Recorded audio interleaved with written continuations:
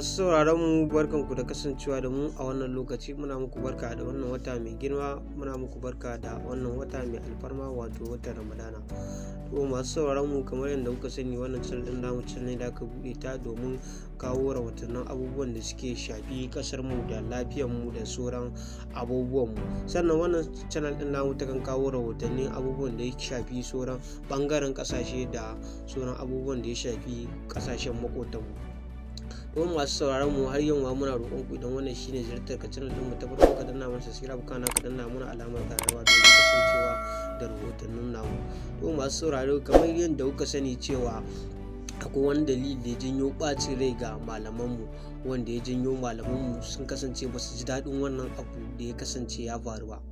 To masu sauraron mu, kamar dai yadda kuka sani, malamanmu sun iya yin su wajen ganin cewa sun kare mana haƙƙinmu. To masu sauraron mu, kamar dai yadda kuka sani, umara na ɗaya daga cikin ibadu mafiya tarin lada da al'ummar musulmai ke yi domin samun gaggamar gaba lada da ke tattare da ita, musamman ma a wannan watan na Ramadana. To masu sauraron mu, sannan kamar yadda umaran mu ta fuskanci matsala a wannan wata na Ramadana, mun a wannan watan Ramadana mutane da yawa masu hannu da shuni sukan dan samu su je su yi umara cikin wannan wata. To sakamakon wasu tsekaci na bana ya sa mutanen da suke samun damar yin wannan umara, wasu sun samu matsala, ba su samu damar gabatar da wannan umara ba. Sannan kuma bacin wannan abu da ya auku, wanda a yanzu shi ma ita kuma hajjin ita ma ta zo, an riga an samu wani tsiko game da hajjin, yayin da aka yi ƙarin kuɗi na miliyoyi kan kowace kujera. Wannan dalili shine abin da ya tada hankalin malamanmu, ya ɓata musu rai, inda suke ganin cewa waɗansu abubuwan ana yi ne domin a cutar da musulmai. Kamar yadda kuka sani masu sauraron mu, adadin masu zuwa umara a lokacin watan Ramadana galibi yakan fi na sauran lokuta, saboda kwaɗayin dacewa da tarin lada da ke tattare da yin ibadar a cikin watan azumi. Kamar yadda kuka sani, miliyoyin musulmai ne daga ƙasashe da dama na duniya ke zuwa yin umara a irin wannan lokaci na azumin Ramadana.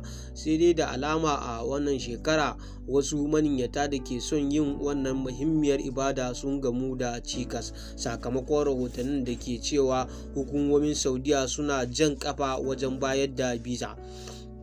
Lamarin ya shafi maniyyata da dama daga wasu ƙasashe duniya, har da ƙasarmu Najeriya. Baya ga maniyyata, su kansu masu kamfanonin jigila sun ce matakin ya shafi harkokinsu na kasuwancinsu, kasancewar abokan hulɗarsu da dama ba su samu biza ba, inda wasu suke yin wata tambaya: me yasa Saudiya ta daina bayar da biza? Bayan nan, bayanan da manema labarai suka samu daga wasu kamfanonin jigila alhazai zuwa umara sun halakanta da kokarin rage yawan mutanen da ke kasar domin baiwa wasu damar yin ibada, kasancewar akwai mutane da suka je umara da dama da suka makale a kasar ba tare da sun komo kasarsu ba. Usman Abosa, shugaban kamfanonin maniyyata hajji da umara a Abuja, ya ce matsalar ta samo asali ne daga yadda Saudiya ta sauya tsarin bayar da biza daga wata 1 zuwa 3. Ya ce Saudiya na da tsarin bayar da biza duk shekara, bayan suna bayar da biza mai kwana 30, sai kuma yanzu suka canza, suka fitar da biza mai tsawon kwana 90, wato wata 3. Sannan kasan yadda halinmu 'yan Najeriya suke, duk lokacin da muka ga wata 'yar dama, to mukan yi iya ƙoƙarinmu, mukan yi duk wata buga-buga da dami mu kasance ba mu bari an bar mu a baya wajen yin amfani da wannan dama ba, in ji sa.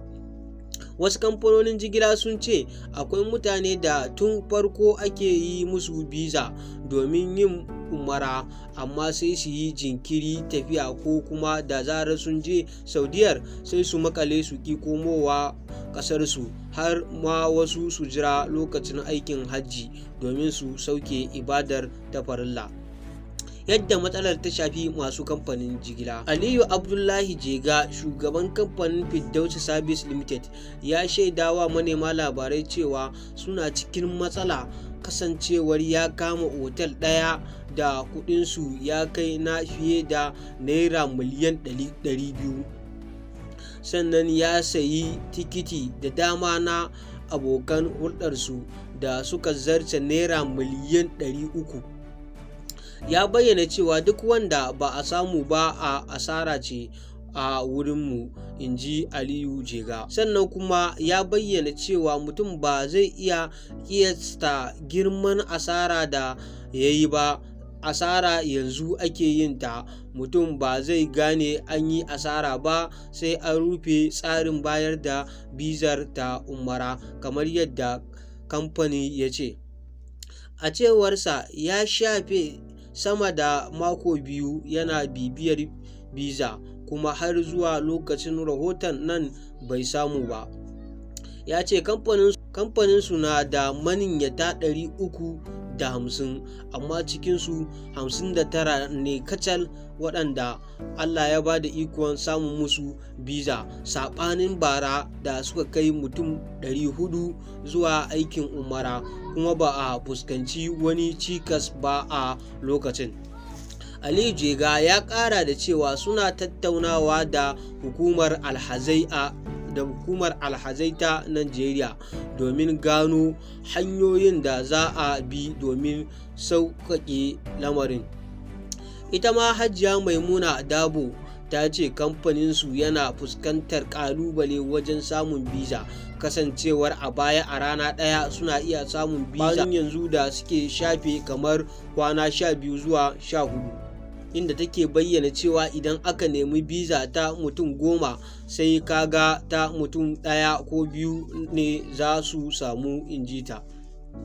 Ta alakanta hakan da rashin komawar wasu 'yan kasashensu, sannan da yawa an musu biza amma ba su shirya tafiya ba suka zauna, ya nuna kamar an yi biza kuma ba a tafi ba har ma a ce sun komo ƙasar. Sannan Majalisar Koli ta addinin Musulunci a Najeriya ta bayyana damuwa a game da babbar barazanar da ke tattare da aikin hajjin bana ga al'ummar musulmai a Najeriya.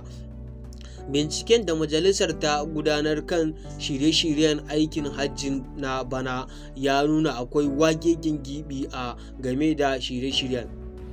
Wata sanarwa da majalisar ta fitar ta ce wa'adin da hukumomin Saudiya suka ɗiba game da kammala duk wani shirye-shirye da ya kamata, kama daga biyan kuɗin kujera zuwa sauran shirye-shirye, akwai yiwuwar zai iya cika ba tare da maniyyata bana sun san halin da suke ciki ba na ainihin kuɗin da ya kamata su cika kan kujera.